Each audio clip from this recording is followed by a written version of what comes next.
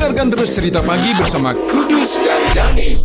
94,5 True FM memainkan hits terbaik. Dani Chandra, Kudus Andriano. Kudus, tadi kita sudah melihat ada sebenarnya manfaat yang terbaik juga dari virus ini. Dia sebagai agen perantara untuk bisa mensintiasa beberapa protein, dan itu bisa dimanfaatkan oleh teknologi bioteknologi.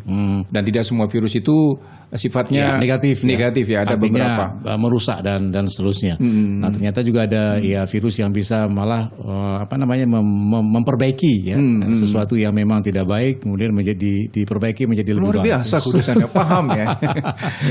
Nah, kita masih bersama Dr. Yulia Sari Ismail, SSI MSI, pakar mikrobiologi FMIPA Biologi Unsia, dan kita akan tanya sekarang lebih spesifik ya. Oke, seputar virus corona yang sekarang ini memang terus jadi perbincangan dan tren di berbagai media. Iya. Bu Yulia, kalau kita lihat ini sebenarnya ya yang sedang dibahas di dunia ini, virus corona ini apakah sama dengan virus-virus yang lain atau bagaimana Ibu Yulia? Jadi kalau kita dengar-dengar sekarang sedang heboh tentang coronavirus. Jadi sebenarnya coronavirus itu sudah biasa kita hadapi sehari-hari.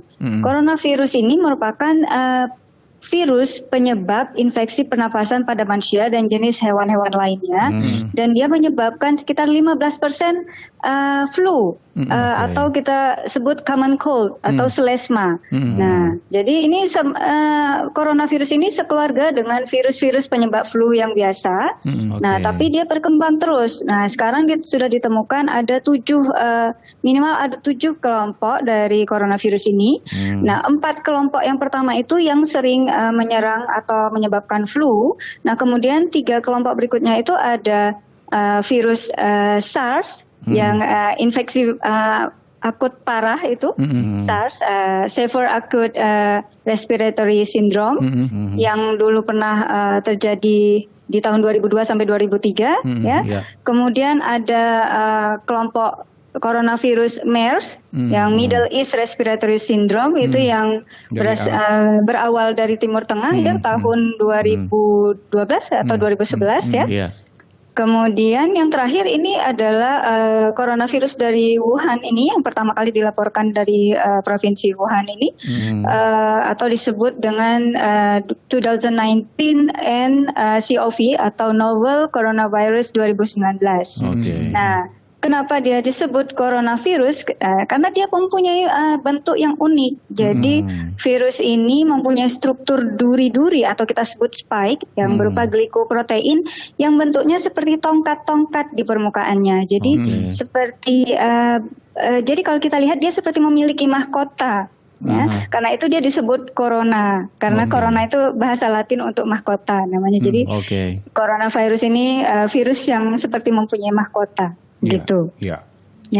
Jadi virus coronavirus ini salah satu jenis virus. Jadi kalau kita bagi jenis-jenis virus itu ada yang berdasarkan elemen genetiknya, ada yang berdasarkan inangnya.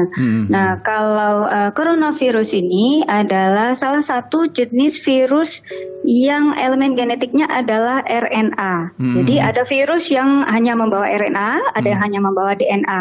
Nah, yang coronavirus ini, maaf Bu Yulia, saya kurang paham menyangkut RNA sama DNA itu apa sih sebenarnya? RNA atau DNA itu adalah elemen genetik yang membawa sifat-sifat dari suatu makhluk yang nanti akan membawa gen. Nah, nanti sifatnya misalnya kalau pada hewan itu bulunya warna kuning atau bulunya warna putih gitu. Paham Kudus ya? Jadi ingat kucing. Jadi ada kucing mata biru, ada kucing mata hijau, itu ditentukan oleh DNA yang ada di dalam selnya. Lanjut. Jadi coronavirus ini virus yang membawa RNA di dalam badannya, atau di dalam kita sebut di dalam kapsidnya. Nah, jadi sebenarnya virus ini adalah suatu makhluk yang sangat simpel, sangat sederhana, karena dia hanya terdiri dari elemen genetik dan selubung protein. Elemen genetiknya ini bisa berupa RNA atau DNA, kemudian RNA atau DNA tadi diselimuti oleh selubung protein yang disebut dengan kapsid. Nah, pada coronavirus itu bisa juga ditambah dengan adanya envelope atau selubung yang biasanya berasal dari membran sel inangnya. Nah, coronavirus adalah kalau berdasarkan golongan sel inangnya dia adalah virus hewan atau virus dengan sel inang hewan. Jadi kalau selama ini ada berita artinya yang disinyalir dari kelelawar atau ular, itu seperti apa Bu Yulia? Ya, jadi coronavirus ini memang biasanya dia terdapat atau inang alaminya itu pada hewan. Ya, nah hewannya itu bisa dari kelelawar tadi, bisa dari cattle atau ternak, atau sapi, unta, dan sebagainya. Nah itu dan biasanya umumnya itu penyebarannya antar hewan ke hewan, ya. Tapi memang tidak tertutup kemungkinan dia akan menyebar dari hewan ke manusia dan seterusnya akan dari manusia ke manusia. Nah kalau habitatnya gimana nih Bu Yulia? Habitat dari virus itu sendiri. Habitat dari virus itu dia harus selalu di dalam sel hidup, di dalam sel inang. Nah, jadi bagaimana dia bisa menyebar? Kemungkinan itu karena airborne atau penyebaran melalui udara. Kenapa bisa menyebar melalui udara? Biasanya karena adanya droplet atau seperti batuk atau bersin. Nah, jadi kalau batuk atau bersin kan ada cairan, titik-titik cairan yang keluar dari orang yang terinfeksi itu sehingga virus itu akan ikut berterbangan bersama droplet tadi di udara, atau dia bisa menumpang pada partikel debu, kemudian dia akan jatuh kurang lebih beberapa meter, kemudian baru dia, kalau dia tertangkap pada makhluk hidup lain atau hewan lain atau manusia yang lain, terhirup, terinhale atau masuk ke dalam pernapasan individu lain, maka individu itu bisa terinfeksi, terjangkit. Ya. Artinya, Bu Yulia, kalau kita melihat, kalau tidak ada sebaran cairan dari orang yang terinfeksi virus corona ini, orang yang lainnya atau yang memang menghirup udara sejauh rentang tertentu, ini akan terserang atau tidak? Begini, dia tidak harus face to face dengan orang itu, bisa saja misalnya terkena dengan bekas tempat makan, jadi utensil atau piring atau sendok garpu atau cangkir bekas dipakai oleh orang yang sudah terinfeksi, ataupun permukaan yang sudah terkena dengan droplet orang yang terinfeksi, atau misalnya gagang pintu, ya, kalau misalnya kita bersin atau batuk tapi tidak dilap dulu gitu ya, itu bisa. Nah, jadi memang tadi ada statement bahwa virus ini perlu inang ya. Nah, kalau yang tersebar seperti tadi, seperti ditanyakan oleh Dani misalnya di tempat lain, seperti yang dijelaskan oleh Bu Yulia juga di gagang pintu, berapa lama dia bisa bertahan di situ kan? Itu secara ininya dia tidak hidup di tempat yang di inangnya lah ya, sebutannya seperti itu. Betul, tidak lama, tidak bisa lama.